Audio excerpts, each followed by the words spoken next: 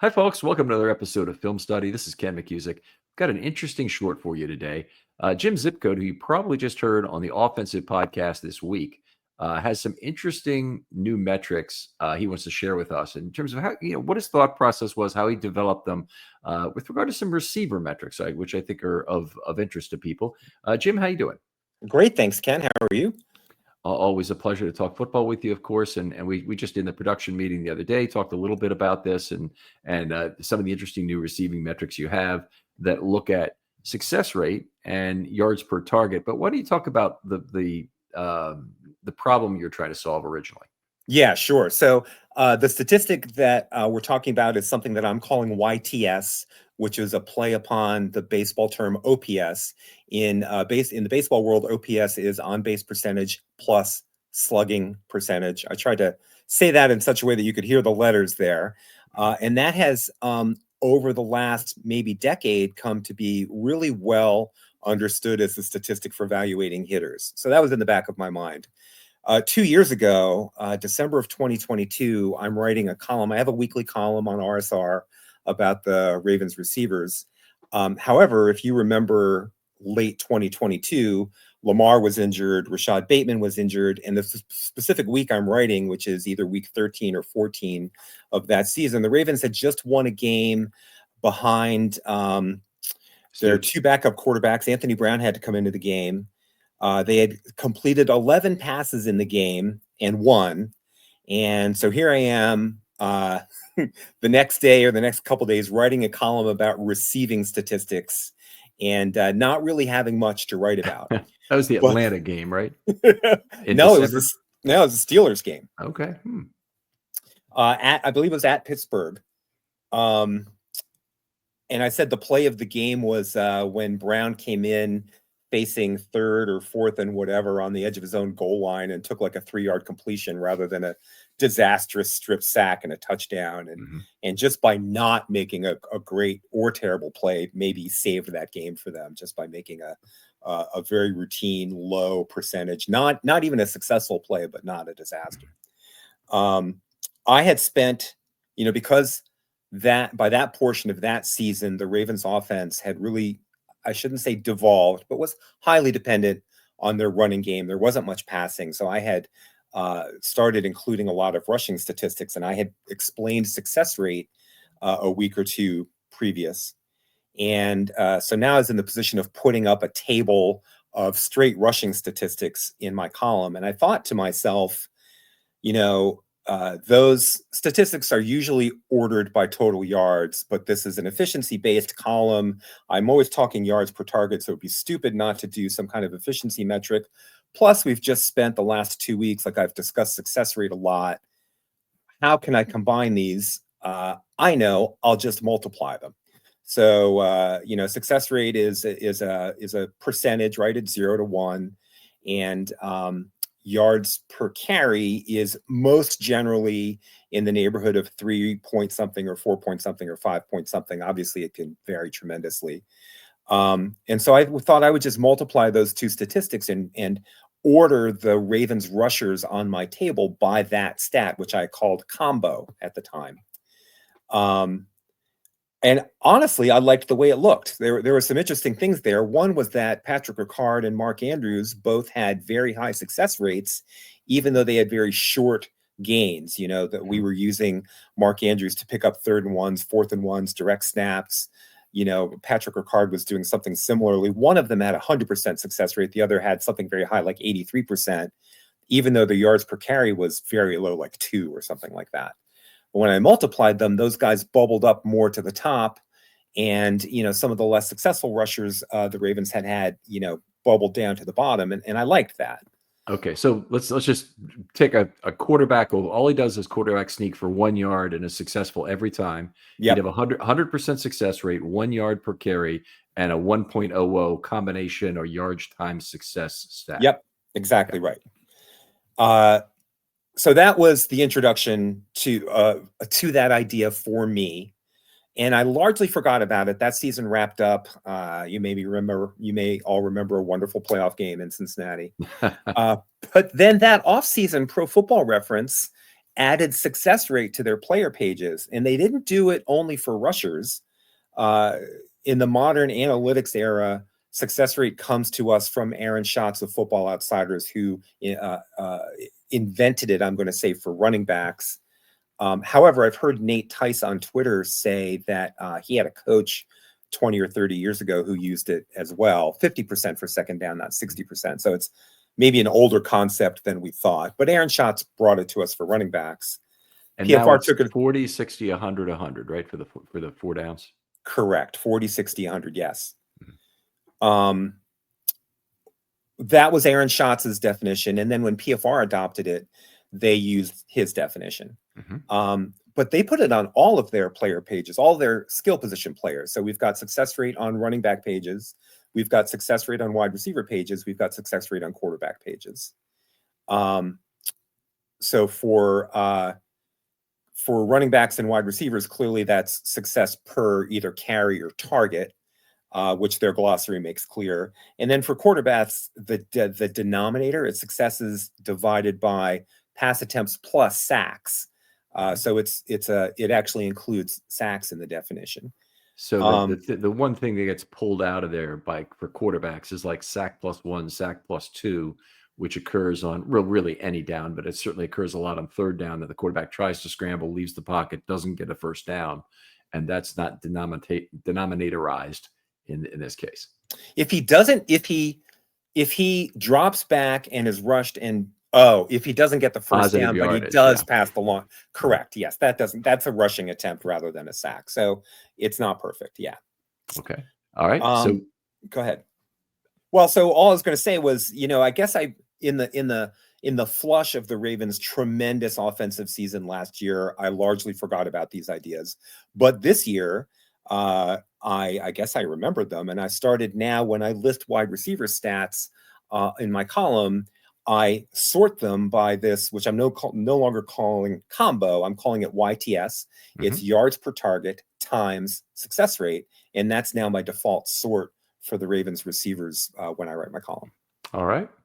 So you're multiplying an A times B. Yep. That does we're going to come to it later whether that's the appropriate way to deal with those two numbers. But why don't you take us through some of the leaders are for the Ravens, and maybe anything else you need to do with positions or anything to adjust for that.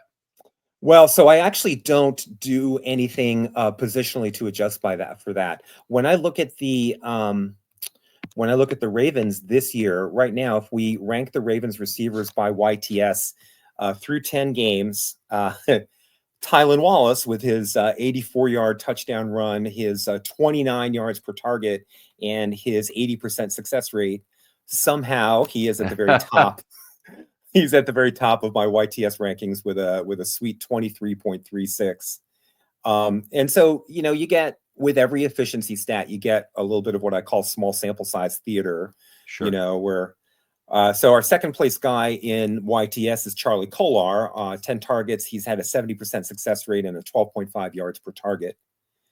But then you get into kind of the meat of the batting order here. There are 5 players who have been the core of the Ravens passing attack. Those are the target leaders.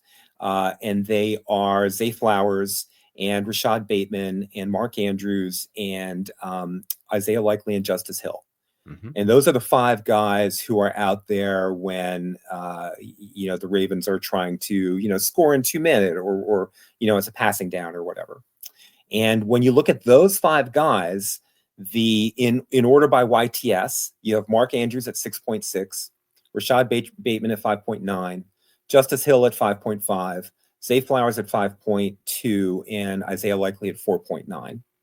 Now, I'd like to break those a little bit down by yards per target times and success rate. Andrews has almost 10. He's 9.9 yards per target and 2/3 is his success rate. So that gives you the 6.6. Bateman is almost 11 yards per target, 10.7 with a 55% success rate. That's how he gets his 5.9. Justice Hill, 9 yards per target, which is excellent. 60% success rate, which is high for a running back, gives you a 5.5. Zay Flowers, 9.4 yards per target, 60% success rate. I'm sorry, 55% success rate gives you a 5.15. And Isaiah Likely, 8 yards per target, 61.8 success rate, 4.9 yards per target.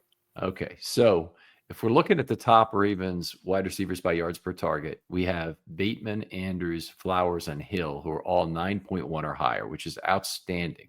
Yeah. For what's outstanding for anybody. The most outstanding number on that list might be Hill at 9.1 because running Yes. backs are typically much lower. But the 10.7 for Bateman is also not too far from the league leaders. Right. They're for people who have a certain number of targets. He was leading the whole National Football League 3 weeks ago, I think, at 13 among guys who had 4 targets per game. But now he's dropped off some with a few drops and some incomplete passes as well thrown to him. Yeah. So when I rattle off these numbers, maybe the averages, we don't maybe have a sense for what normal or good or average would look like for a player. So I'd like to discuss the 2023 statistics. I ran the entire league. And Okay. for all receivers, all people who catch a pass, running backs, whoever, the average yards per target was 7.35 and the success rate was 50.4. And you Okay. multiply those two numbers together and you get a YTS of 3.7. So that's going to be average for the league. Wide receivers and tight ends are higher than that. They're both around 4. Wide receivers are 4.05 and tight ends are 3.95. So 5 100s above and 5 100s below 4. You can round it both to 4 for a sense of what an average wide receiver / tight end should be close to. The wide receivers were about 8 yards per target at a 51% success rate. The tight ends were about 7.25 yards per target with a 54, close to 55% success rate. And those numbers multiply to, in the neighborhood of 4. Okay, so for the wide receivers and tight ends, the general characteristic is that the wide receiver will typically have a higher yards per target with a lower success rate. A lot of that's a function of how far passes go to get to him. So if he goes down the field, he's going to have a lower percentage of completions. An important concept of success rate is that it can never be higher than your completion percentage. Right. It's always a subset of your completions. So that's interesting. I guess this is not terribly surprising that the numbers would be close in aggregate, wide receiver, tight end. And if you're looking at the success rate being higher, you might say that it's a lower variance outcome target. So you with that lower variance, you get a more stable result at a slightly lower level. Yeah. So, so tight ends, they're not all Mark Andrews going way, way down the field and catching, these 20-yard overs or whatnot. Many of them are catching 8 or 9 yard outs. They're quarterback safety valves. They're over the middle. They're not going deep, and shorter passes are more often. They have higher completion percentages. But they also have higher stick moving percentages because the success rate is not insubstantially higher for tight ends. Yes. All right. And I it's what I'm saying in terms of if you want to maintain very average variance on offense, and I maintain defensive variance accrues to the defense in terms of value. Say that again? The value of variance accrues to the defense. So an offense wants to keep variance low. Yeah. So having the higher success rate number is the more important one for the offense. If you had 2 YTSs that were the same in terms of their outcome, you'd pick the higher success rate would be the more valuable of the 2. Just intrinsically, I think that would have to be true. There's some explosiveness you gain from the other, but the marginal yards you gain above what will give you a first down are worth less and less for each additional one. I think that there's a game theory objection to that, which is that if you're going with the safer passes, then the defense adjusts to the safer passes, and your success rate drops on those. So there is a sweet spot. And all I think tools need to be in the shed. All tools need to be in the box. Exactly right. Yeah, or else that if you only have one tool, the defense can take it away. Yeah. Okay. I think the other issue is that what we have found in this era of offense / defense, and I mean the last 10-ish, 15 years, is that it is much harder these days to maintain a chain of steady, 5 to 8 yard gains and matriculate your way down the field. It's much easier to score if you have some big plays in any drive. Well, go ahead. Yeah, you're more likely to score, and it's always been somewhat hard because of the inherent uh, change in there's been an upward push in terms of success rates over the years. If you go back 50 years in football, success rates were much lower because Yeah, completion rates were much lower. You might have had a 52% completion rate league wide, so you're going to, your success rate on passes is going to be 38% or something. right, So right there, that would say there's a lot more variance. And if you look at any statistic like points per drive were at a much lower level back then. So right. I would say it's easier today to move the ball down the field in shorter plays. And in fact, how I say it is that a quarterback in 3-down football, it's hard to stop a quarterback on a field goal drive. That didn't used to be the case when I started watching football in the 1970s. So I agree with you. So I guess what Okay. I'm saying is in terms of keeping pace with the other offenses that you're competing with.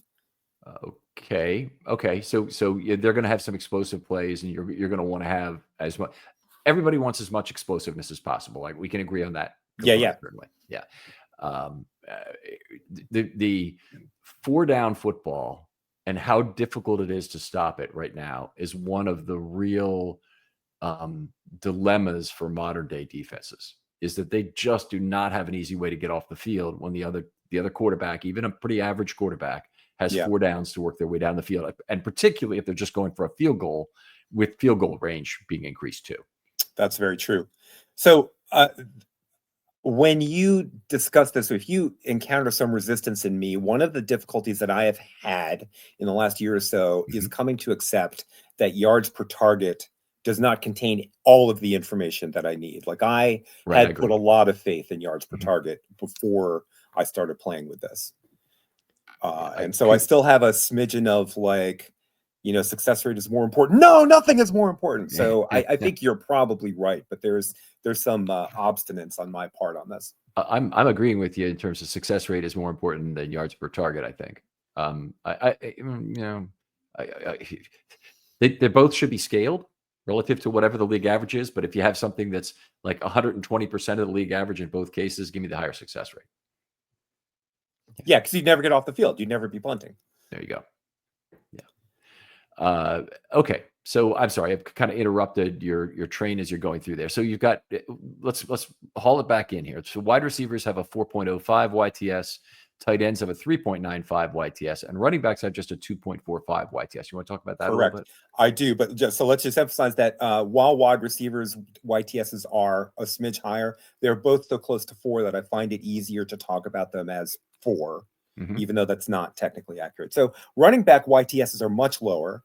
So if a wide receiver yards per target and a tight end yards per target is up over 7, wide receivers near 8, a running back yards per target is in average in 2023 is only 5.55. So 5.6 yards per target. And their success rates are lower too. So we had success rates over 50 for the wide receivers and the tight ends. The running backs are down at 44%. And those two That's numbers multiplied together give you 2.45. when you sent me these numbers. That's the number that kind of surprised me. There was that the success rate was so darn low for running backs because they have a very high percentage of completions to running backs. A Yeah. lot of screen passes, a lot of passes that are around the line of scrimmage. But then I guess also it's kind of an extension of the run game in some way, where you can expect success rates is not too much higher, and in this case, probably a smidge lower than the overall success rate league wide on run plays. Although you may have that in here somewhere. Yes, I do. And so I think that uh so I have not crunched the events, right? But as I think about this intuitively, it seems to me that we get a lot of running back receptions are on 3rd and long and they're checkdowns. So we have a running back gaining 6, 7, 8 yards on 3rd and 10. That's helps his yards per target, but that is not a successful play for the offense. Uh, Makes complete I sense. I can't talk about this without thinking of Ray Rice in 4th and 29. But so they're not all successful plays on that sense. Um, That would be a good way to buoy your YTS rate to have a 4th and 29 completion. yes, For, absolutely. Uh, so we've done this. I've done this for all three skill position groups. So we've just discussed pass catchers as mhm. opposed to wide receivers. Can we discuss rushers and then quarterbacks? All right. So rushers, the Average YTS for a running back is about 2. Uh, so running backs typically, so last year, 2023, running backs gained 4.2 yards per carry at about a 47% success rate, and that multiplies out to 1.99. So anything over 2 is an above average performance for running backs. Surprisingly, quarterbacks in 2023 had a higher success rate by a very small margin, but actually a lower yards per carry, which, as a fan of a team with Lamar Jackson at quarterback, surprised me. But a lot of quarterback rushers were Baker Mayfield scrambling, Kenny Pickett scrambling, Brock Purdy scrambling. These are not home run hitters at running back. Jalen Hurts had the most carries of any quarterback last year, but he was getting a lot of brotherly shoves and only picking up a yard or two. So, There you go. so I think those things kind of decreased artificially lowered the running back yards. I mean, I'm sorry, quarterback they yards. certainly would have, because to the extent they're going to be mostly ones and twos, I Yeah. presume, on the brotherly shove, and to the extent they're ones, they decrease it, and to the extent they're twos, they don't increase it, Yes, right? Because that's it's right. 2.0 overall. Yeah, I wanted to put Derrick Henry in this. So last year, Derrick Henry with Tennessee had a yeah, 4.2 yards per carry. I didn't check it out to an extra digit here, but you have all running backs at 4.21. okay, And the average running back was 47.4% success rate league wide. yeah. And Derrick Henry last year was at 46.1%. So he was below the league average in terms of success rate. So his YTS for the year would have been lower than an average running back in the entire league. And remember, people thought that Derrick Henry was washed and that Yeah. the Ravens were making a mistake giving him money in free agency. His offensive line was terrible. This was really a case where you needed to look at a stat like yards before contact, yards Yeah. after contact, something like that, to really contextualize what his performance was like. His production stats, his raw production stats were not great. Right. Yeah. And it was largely a case of YBC in his case last year with that Tennessee line. And a Right. low YBC not only means you're not getting as good a place to start with for your Yakko, your yards after contact. It also means you're getting hit by a bigger man who's going to Yes, that's reduce right. that Yakko and have an increased chance to make that tackle also. So Right. So the contact, if it's happening early, it's a defensive lineman or a big linebacker. If it's happening later, it's a safety or it's a defensive back. So yeah, right. you're hit. Hit was a dumb choice of words, but yes, you're getting it on two sides with the BC numbers. Yep. So this Exactly. year, Derrick Henry's numbers are quite different. He's got a 6.1 yards per attempt this year and almost a 55% success rate. So his YTS is up to 3.35 this year. Now we're talking. And where does Yeah. that rank in the league? This year, that puts him second in the league among qualifiers. So they're going to be people with less yards per carry who are below the threshold for yards per attempt. But when I pulled the guys who are qualifiers for yards per attempt leaders, Derrick Henry comes back as second in YTS. So number one Let is me Jameer. guess. I Go was ahead. going to guess. I was going to guess Sorry. Jahmyr Gibbs. Yes, Jameer Gibbs, right? So 6 yards per carry and a 59.8 success rate. Ridiculous. So that's Good a offensive line. 3.59 YTS. Yeah, good offensive line. Absolutely. Then you got Derrick Henry. And then, would you like to guess who number 3 is?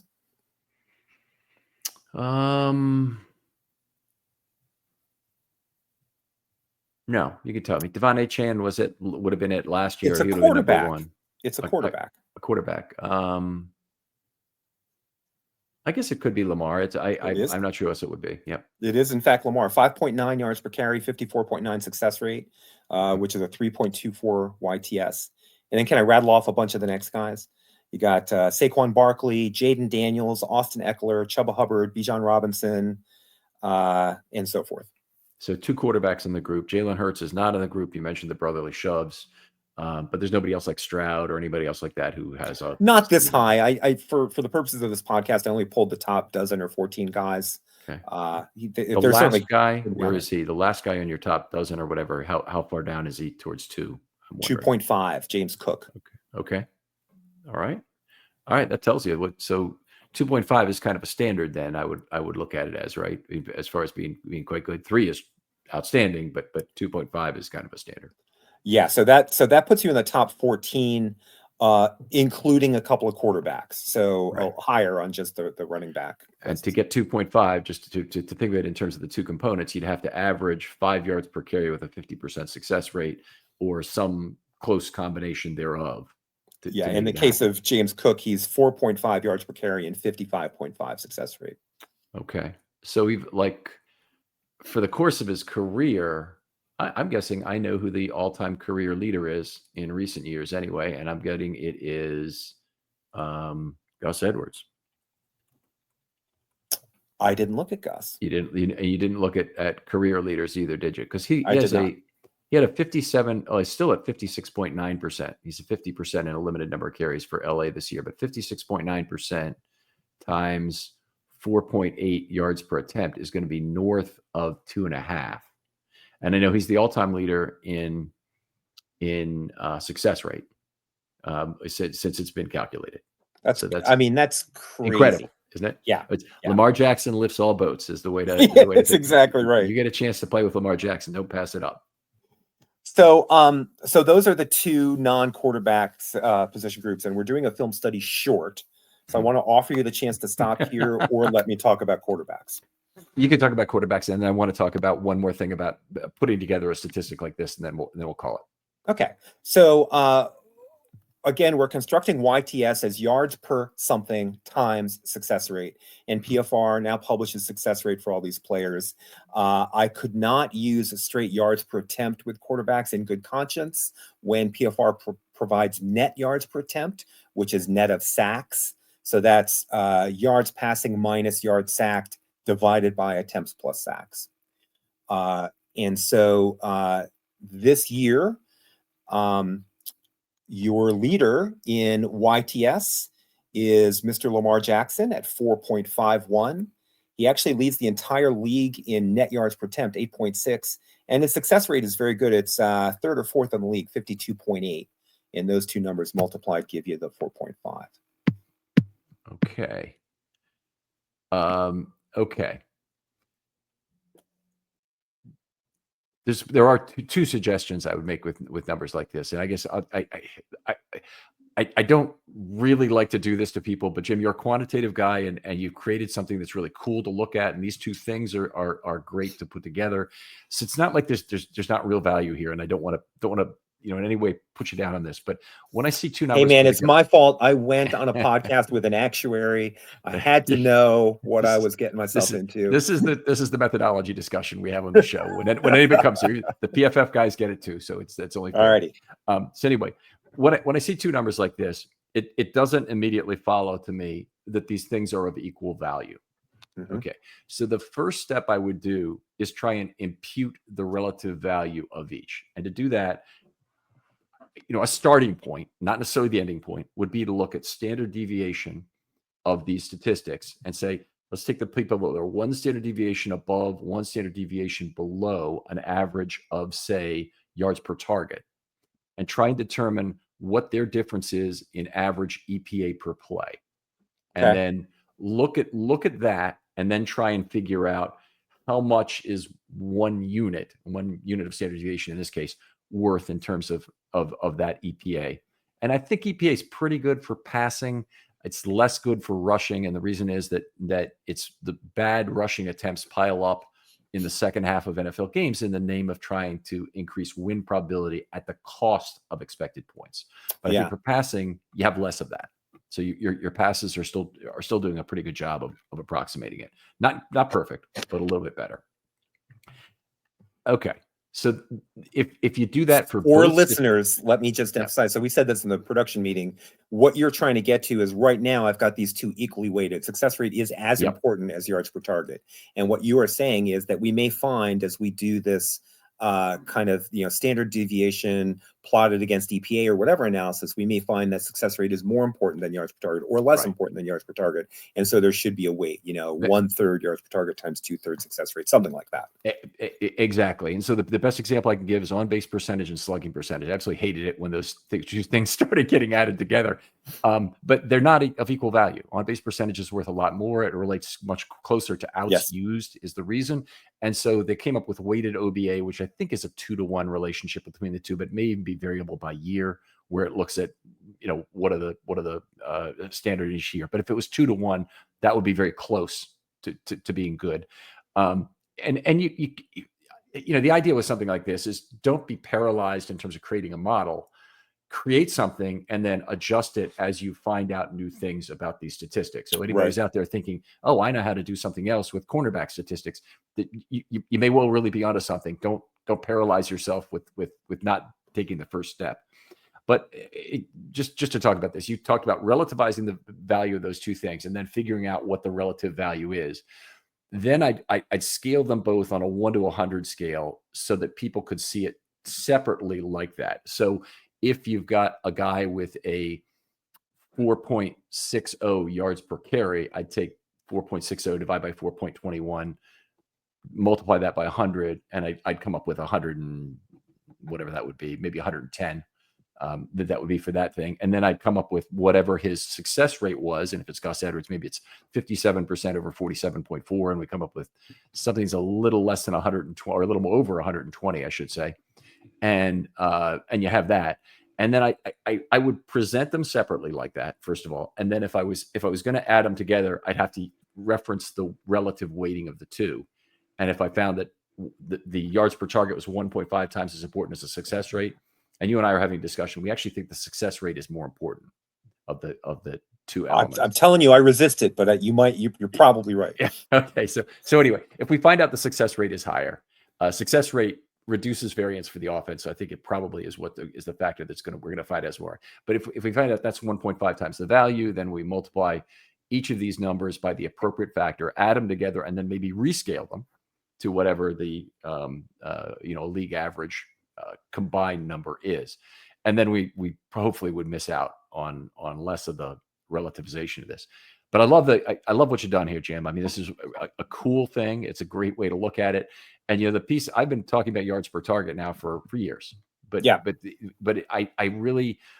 talk about the success rate more with running backs than I have with wide receivers. And I'm just seeing the combination that, in particular, the relationship for tight ends and wide receivers. And I think this makes all kinds of sense in terms of relative variance of the two weapons you have. Now, let me tell you something that I value about this, which is a little antithetical to all the work that you suggested would be appropriate to make it a very valid statistical measurement. And one of the things that I value is that it's open source and any clown can do it for themselves off of the data that PFR makes available for free. Pro Football Reference is an astonishing resource for all of us. And they've got a column for success rate, and they got a column for yards per, whichever flavor of the yards per I'm talking about. And you can just multiply them and you got a number. And I find value to the low techness of that. We're in an age of DVOA, we're in an age of EPA, we're in an age of completion percentage over expectation, rushing yards over expected, none of which are things that fans can do for themselves. This you can do for yourself. And so I like that. Maybe not so much that I won't do any of the investigation that you've suggested, but that is a loss if we take it further in the direction that you're proposing.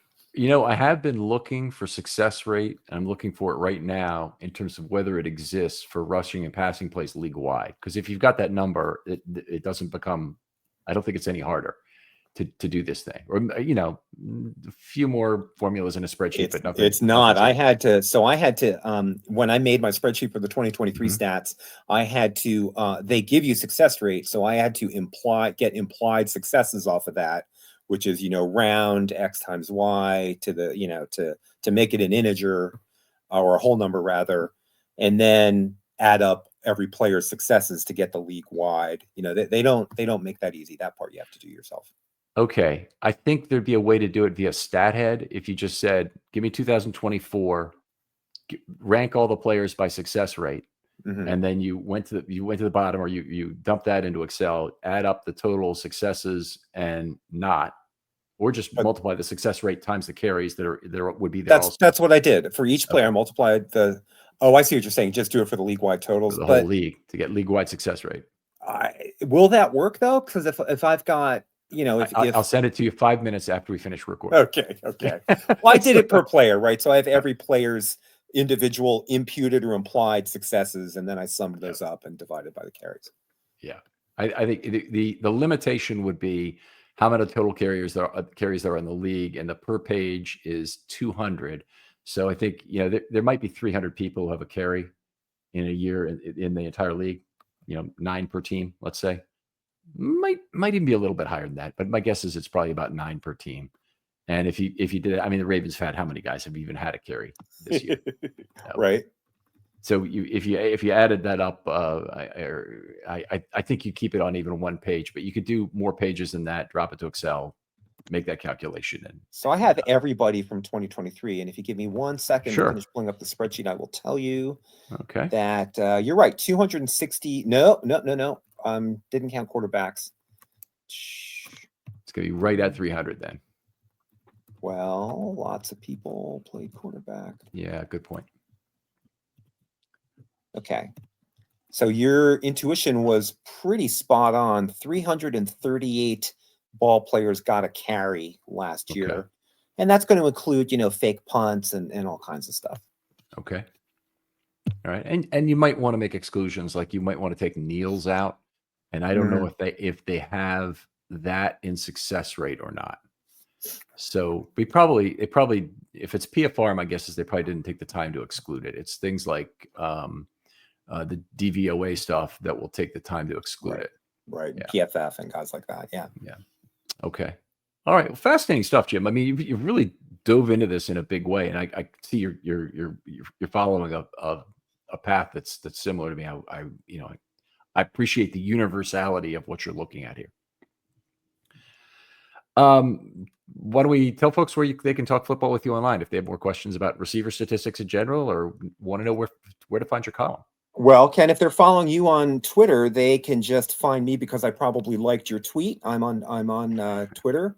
I'm also on Threads, maybe more often than Twitter. And every week after a Ravens game during the regular season, I write a column on RSR about this stuff, about wide receiver statistics and related topics. All right. Outstanding. Thanks for taking time with us, Jim. Other folks out there, if you're interested in doing a film study short, just like Jim here, hit me up. DMs are always open on Twitter. And this is just the sort of thing I love going into detail with anybody who'd like to. Appreciate you listening as always. Jim, thanks for coming on. Thank you, Ken. Thanks for having me. And we'll talk to you next time on Film Study.